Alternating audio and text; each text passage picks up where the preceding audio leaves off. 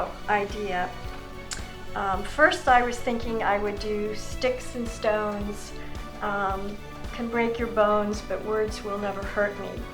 And I was thinking of doing the sticks and the stones and putting the words.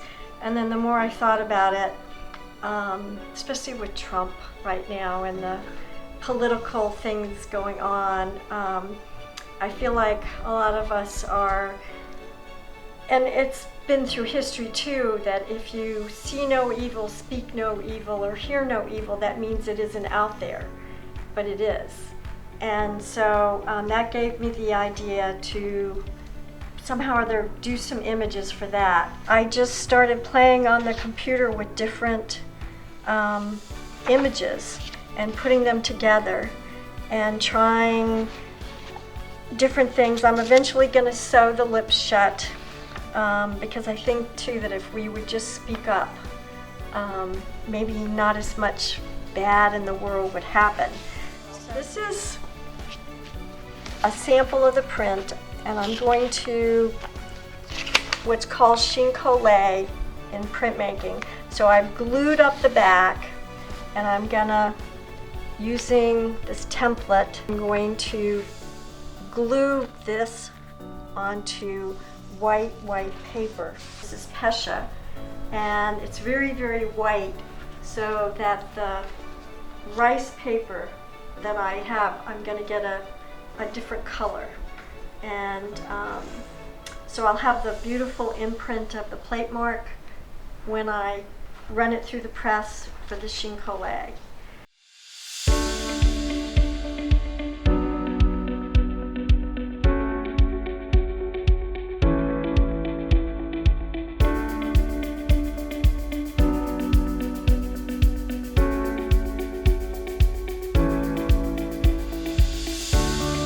So I started out with a concept, and this was my concept print drawing, just a very loose idea based on the nursery rhyme of Humpty Dumpty. And I wanted to do Humpty Trumpty sat on his wall. Humpty Trumpty had a great fall, thank goodness. All of his money and all of his men couldn't put Trumpty together again. It was printed on Japanese paper, which is very thin, and then chine-colléd to this harder paper.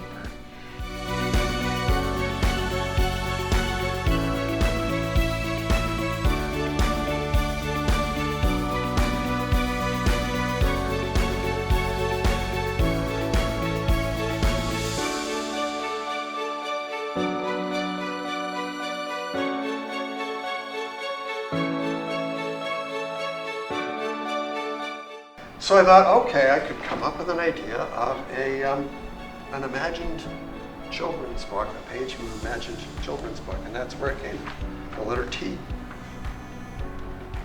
And of course, I think most of the people in the project probably did something relating to the Trump administration, and what else could you do? So what could I do with a T? And then I started thinking, okay, tweet. It starts with a T too, and then I decided to use the Twitter birdie, the little blue bird of Twitter. And I thought it'd be cool to have a perch on top of the T and doing how birds do. And then we needed lowercase too, so I thought, oh, Don Jr. down there in the bottom of the T, going spewing his little tweet stuff. And of course, just to emphasize that that's what that was meant to be. It had little flies buzzing around, so that's where it came from. I decided to use linoleum block printing as my technique, and I began to work with an image that just kept sort of spilling out of the framework. There's a printmaker whose work is up here at the club. She was a member of the club and she taught at RISD in the 1930s, Eliza Gardner. And I love her prints. Usually are framed with a black line, and then the simplicity of the black line works within that framework. I titled my print at the edge, thinking about how everything in life, and certainly the things that have to do with the motto that we worked on, are always pushing at the edges. The inspiration for this portfolio was the idea of things being the edges of life, of culture, being pushed beyond their supposed limits. So in a subtler way, that's what I chose to do.